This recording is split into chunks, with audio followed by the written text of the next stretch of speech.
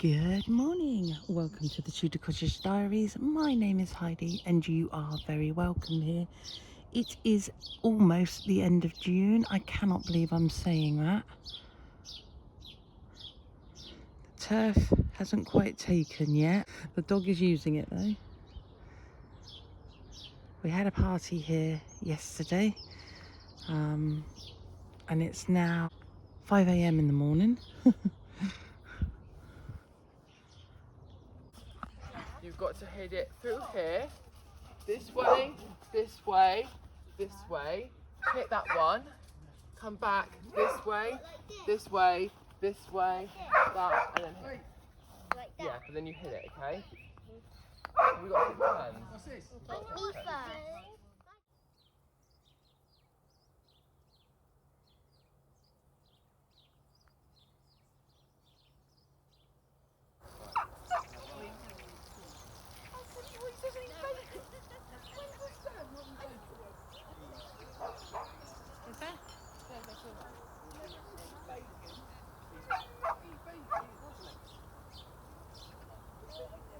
And the garden is waking up.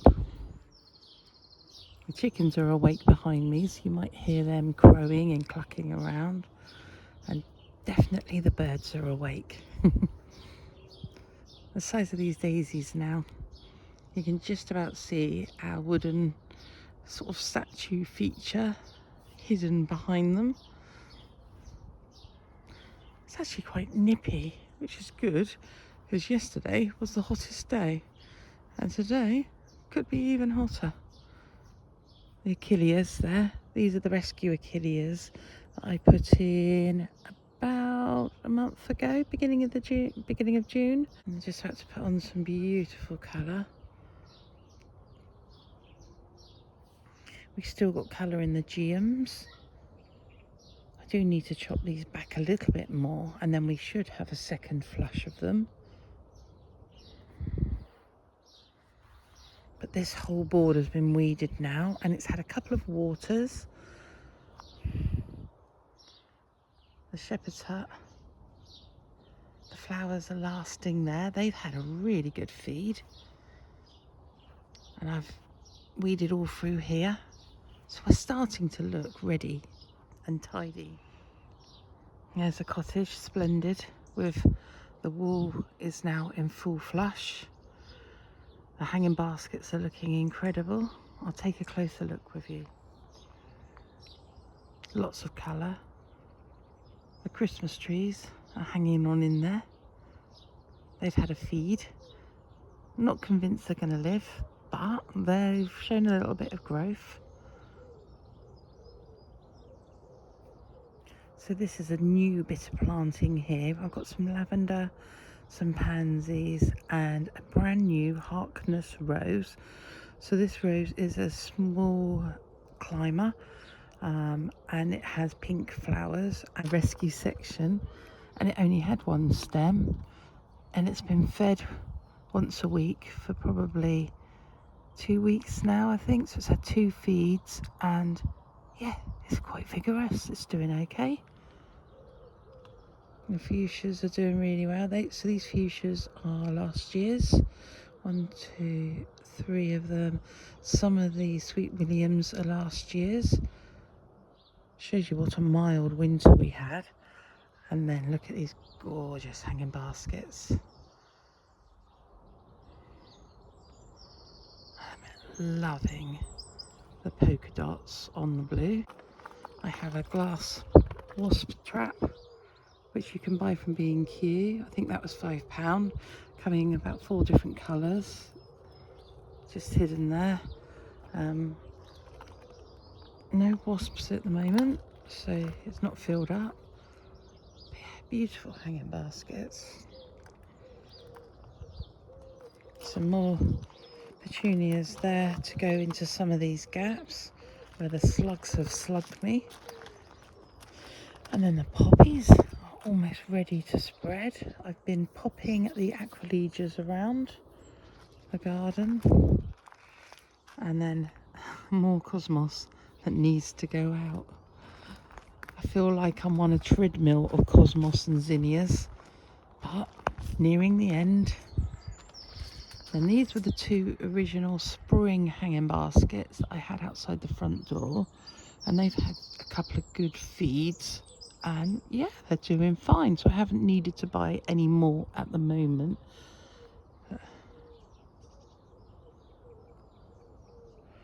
Love this combo. This absolutely massive fern.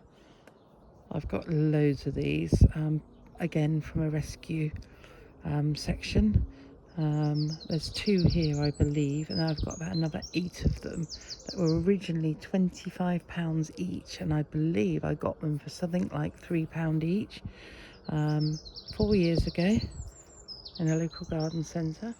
Right, excuse all the cables. This is the electricity for the shepherd's hut, and there's a hose pipe just there. But the shady garden's been tidied up. And these fatsias, these ice fatsias, japonicas, wow. They are icy. We'll go through the gate. Little brunner just there. I want that all the way along here. Be beautiful, won't it? Lots of china still coming out of the bank. Right, we'll go through the gate.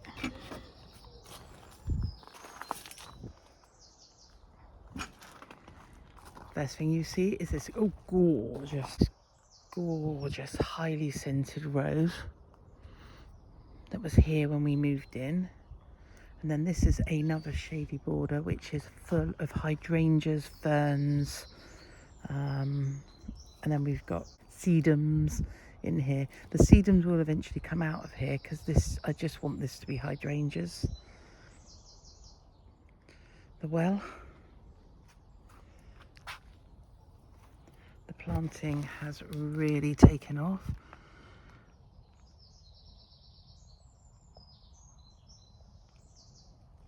Very pleased with that.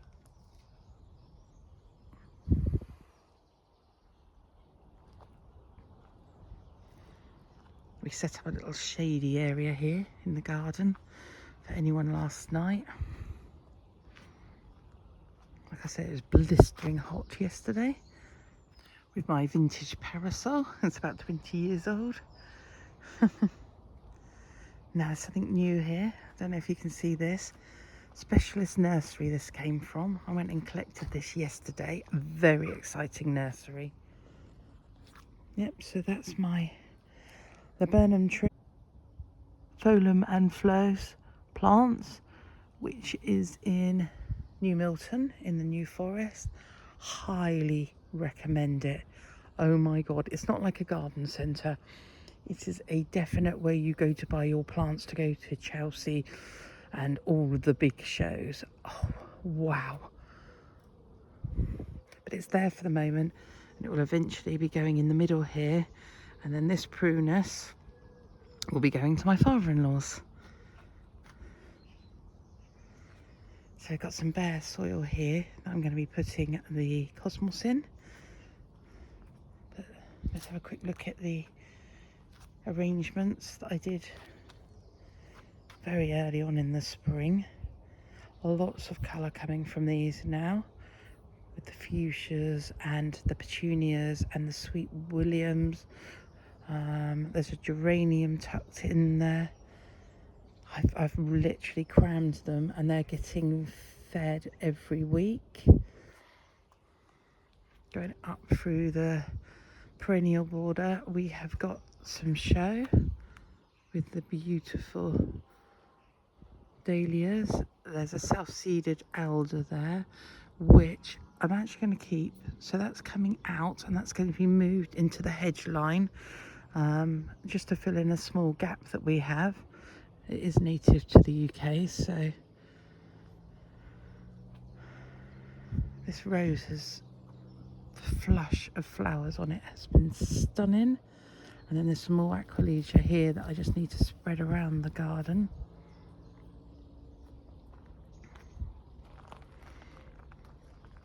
Don't know if you got hit by the lily beetle, but I did early on. But I stuck with, I can see one now. Should we go in close on it? Can you see it? There's two there, pesky creatures. I'll come in and grab those in a minute. But the lilies, the smell is intoxicating. And then this rose is just winding its way up this obelisk. That will be stunning in another year. So just slowly bending it round when they're long enough and tying it in. I'll get these aqualegias spread around.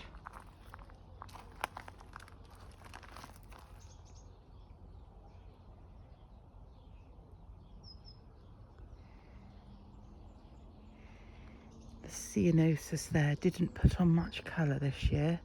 Don't know if it didn't enjoy the spring, but it has done really well in terms of putting on size.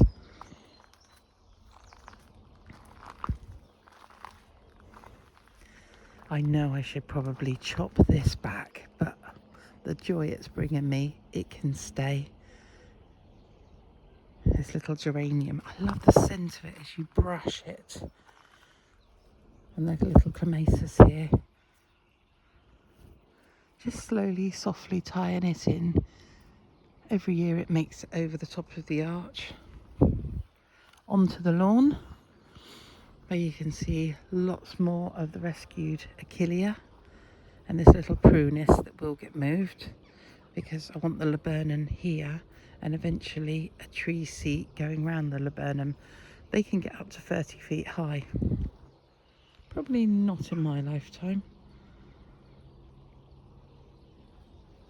You can hear the cows next door mooing. I cut down the eucalyptus here because I didn't like it as a tree, but what I wanted it to do was start to send up some shoots that I can use in arrangements within the house, and we've got a little bit of action happening there. Looking at the pond, just need to tackle the weeding again, just come around the pond, but it's not much, it's not out of control. Waiting for the foxgloves to do their bit and cast their seeds around. I've got some more of these salvias, which I've now fallen in love with after thinking it was hogweed or some form of weed and digging some out. There is another one of the elders here, which again is another one that I'm going to save, and that is going into this hedge line at the back here, about there. And the poor little acer that got scorched early on in the year, so it used to beautifully cascade over the pond. It's okay, it's survived. This one has had a little bit of scorching from the sun, which is such a shame, but it'll be fine. And then looking at the pond, lots of growth happening here at the back where the filter box is, which is great because we want to cover the filter box. And then looking into the plum tree, you can see just a little bit of burning here from the sun, but lots and lots of infant plums.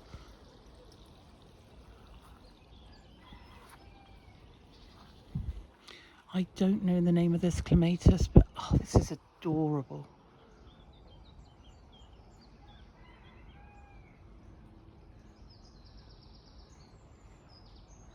And this gets smattered in flowers covering this arch here. These are some of those ferns I was talking about that I purchased for silly money. Head to big box stores, B&M, places like that, Home Bargains. Quite a lot of the supermarkets don't have time to look after their plants, so they make them ridiculously cheap at the end of the season. And quite a lot of my plants come from those sort of areas. In the love heart, that was gifted by a friend of mine. Look at this gorgeous rose.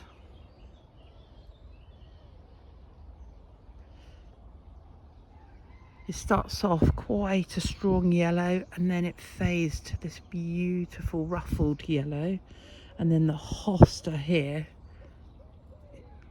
resplendent in flower.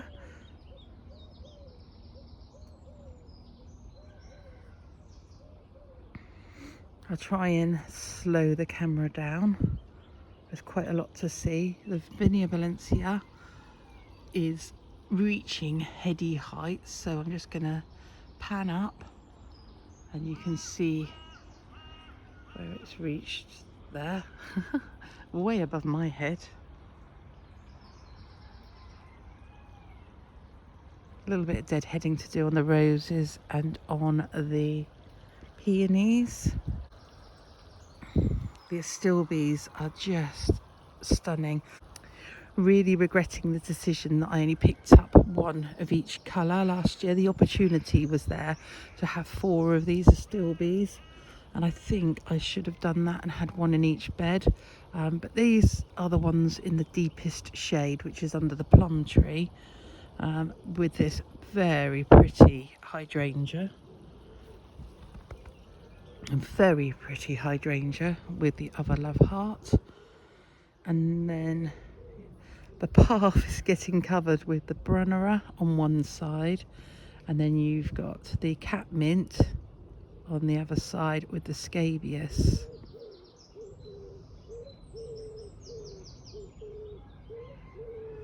And panning towards the paddock at the back, lots of pink hues happening here, and then a beautifully happy combination of orange poppy and the blue of a lavender or catmint. Can't see from here. Let's go and have a look. The feverfew is looking stunning. Have to do a bit of tiptoey over.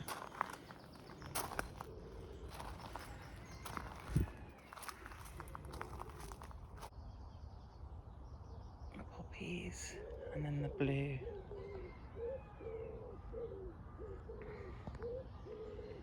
This grass is looking amazing in the... If there was a breeze today, it would just gently be bobbing around.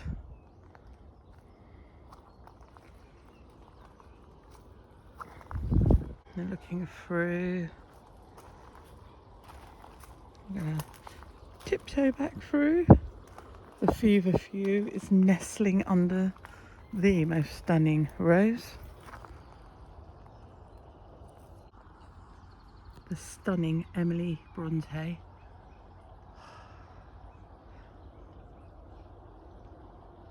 And the height of these foxgloves this year. And then the leeks. Those of you that know me know I keep leeks in here because I love the flowers from them. They last so long. This foxglove is spent. They're just waiting for it to dry out now. But there's something lovely about that even. Once all the flowers are gone and dried off, I need to tidy you up a bit. Oh, the focus is terrible. Someone did comment on my focus on my camera. I just use an iPhone. I'm not a professional. I don't get paid for doing this. I've not got monetization yet. I'm holding off on that. And there's a view on a very early, like a haze, not a mist, there's a haze to the air. You know it's going to be a hot day when there's a haze. The tree fern is looking stunning. Oh, the peonies have gone over. It's my little sink area. That does need another scrub. There we go. There's my neighbours.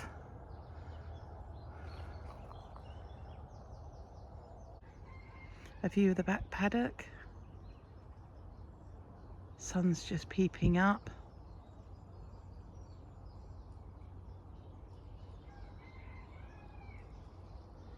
Some of the highlights in the garden at the moment has got to be the Nepeta, the catmint. Absolutely beautiful with the scabious. The Achilles are going to be the stars of the next month. And then I have to say, all of the Japanese aces are really doing well. Head to the greenhouse now.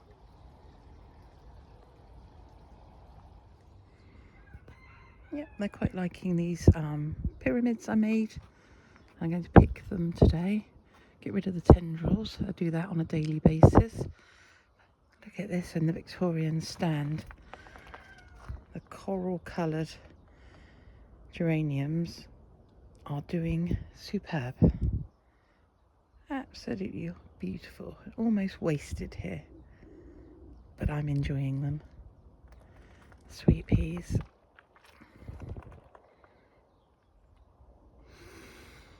Oh.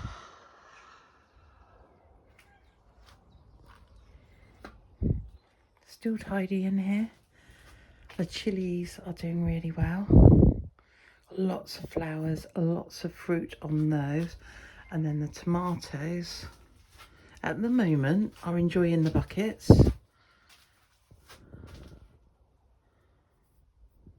They're getting a good feed every few days, and I'm snapping off. It's every day you come in here and you find a side shoot. But who doesn't love that smell of those side shoots when you snap them off? Oh, sorry, that's a bit shaky for you guys. Sorry about that. Yeah, snapping those side shoots off just releases that. Oh, it's intoxicating. Then these little fellas are the dwarf tomatoes. I need to get him up into a tray. He was in a tray here, but yeah. I'll edit that out. And then I've got melons. So the melons are being allowed to run wherever they want to. So at the moment they're choosing to go back and go along the shelf at the back, which is great. In previous years I've had them climbing up the frame of the greenhouse, and you end up with having to put the melons in bras. I mean, this one is doing really quite well. But yeah, pleased with the greenhouse. The citrus trees are doing okay. The lemon trees dropped a few of the fruit, which is irritating, because I've kept the watering up, I've kept it, maintained it, so we just have to see how that goes. Thank you so much for joining me on this tour of my garden. Please click like and subscribe, and if you can, hit that notification bell. So from the Tudor Cottage Diaries, I will see you very soon in the next video.